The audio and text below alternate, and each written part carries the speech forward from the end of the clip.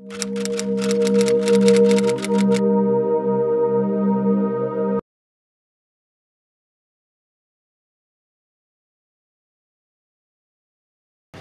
me está siguiendo de cuando llegué en México, repito siempre las mismas palabras, me disculpo. Internalization of the lesson of fascism took only one form: a vigorous struggle to organize, to close the ranks, to create a more capable resistance to the de-Christianization of society and to penetrate its grasp. In the future, the church was political identity, posited that was good for the church was good for the people, but not vice versa. Political identity and religious identity thus were one and the same. Dispound the difficulty of playing the first-person protagonist of a struggle on behalf of the Jews, and even less of an inclination to come to their defense. Assistance to the Jews during the war took place in the context of solidarity acts of individual charity that, given the enormity of the catastrophe, were marginal, incomplete, and impotent. En el abstract que la doctora Manuela Consoni escribe respecto de su brillante investigación acerca de la Santa Sede y la Shoah, que ha llevado en esta ocasión un título más amplio, señala que hasta la fecha, cito, ha habido pocos estudios que hayan tratado el modo como la Iglesia Católica, en los años inmediatamente posteriores a la Segunda Guerra Mundial, confrontó, reflexionó y estableció su posición en torno a la deportación y el exterminio de los judíos en general y de los judíos de Italia en particular. El Papa no necesita ratificar explícitamente lo dicho por sus predecesores, o, dicho en términos positivos, el Papa da por supuesto lo dicho por sus predecesores y le concede validez. Esto es lo que en la fe de la Iglesia Católica se conoce con el nombre de Magisterio de la Iglesia. En el seno de la Iglesia Católica, el Papa no es, en modo alguno, una especie de soberano que gobierna según su sentir a los millones de fieles católicos en el mundo.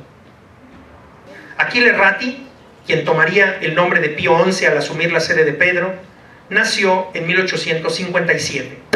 Esto quiere decir que presencia la gran devastación de la Primera Guerra Mundial alrededor de sus 60 años. Durante su pontificado, contempla el ascenso de dos ideologías que además, debido a la forma política que adoptan, se convierten en programas antihumanos. Se trata del nacionalsocialismo alemán y del comunismo ruso. En 1937, quiero que pongan mucha atención a las fechas, en 1937, el 14 de marzo, publica la encíclica contra el nazismo.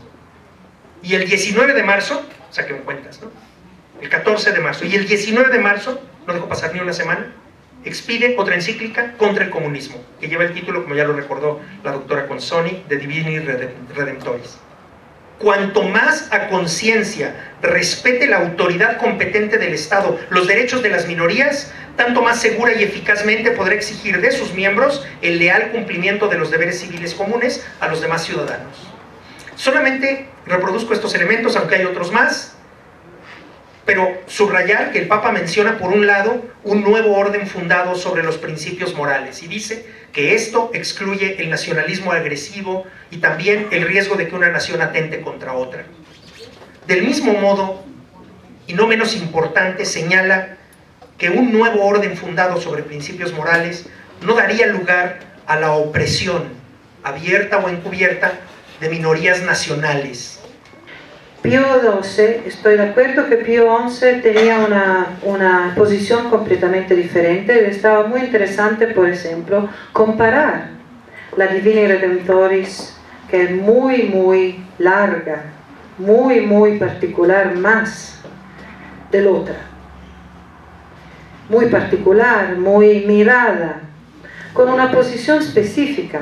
No quiero hacer polémica, de verdad, quiero comprender cómo, segundo cuanto dice, podrían matar en 2 años y medio con toda esta campaña, que Pío XII tenía una posición problemática.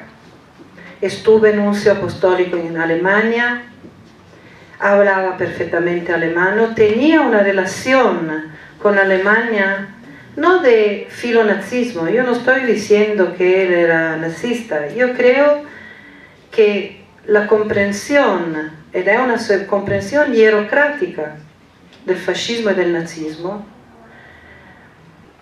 Yo sí me permitiría decir que una de las grandes respuestas del cristianismo a este oscuro periodo en el que muchos cristianos y muchos cristianos católicos participaron de manera más o menos consciente y más o menos activa en estos hechos, está dada por el 12 de marzo del 2000. ¿Qué sucedió el 12 de marzo del 2000? El Papa Juan Pablo II hace un reconocimiento de las culpas de los cristianos a lo largo de la historia. Aprovecha el año 2000 como una fecha simbólica y aprovecha el miércoles de ceniza del año 2000 para decir: pedimos perdón. ¿Por qué? Porque somos culpables de muchas cosas, nosotros. La teología cristiana no dice, prácticamente solo hay algunos grupos musulmanes que llegan a afirmarlo, pero la teología cristiana en general no dice que el que está en pecado no es miembro de la iglesia. El que actúa mal es un mal hijo de la iglesia, pero es hijo de la iglesia, no deja de ser cristiano. Por tanto, los innumerables, lamentablemente hasta diría yo, más clamorosos pecados de los cristianos a lo largo de la historia son tan parte de la historia de la iglesia y de la vida de la iglesia, como también los ejemplos luminosos de grandes santos y de grandes personas de bien que han hecho y que han dado su vida por los demás. Estoy convencido de que ciertamente hay que mirar hacia la historia con ojos muy críticos, ciertamente no hay que creer todo lo que nos cuentan, ciertamente hay que creer todo lo bueno que nos cuentan y solo creer el mal que vemos, ¿no? Entonces, las cosas malas que nos cuenten hay que investigarlas más a fondo.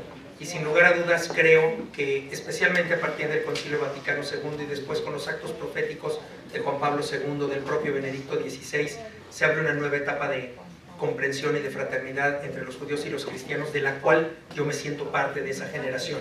Y estoy aquí como emisario de una iglesia que tiene muchas culpas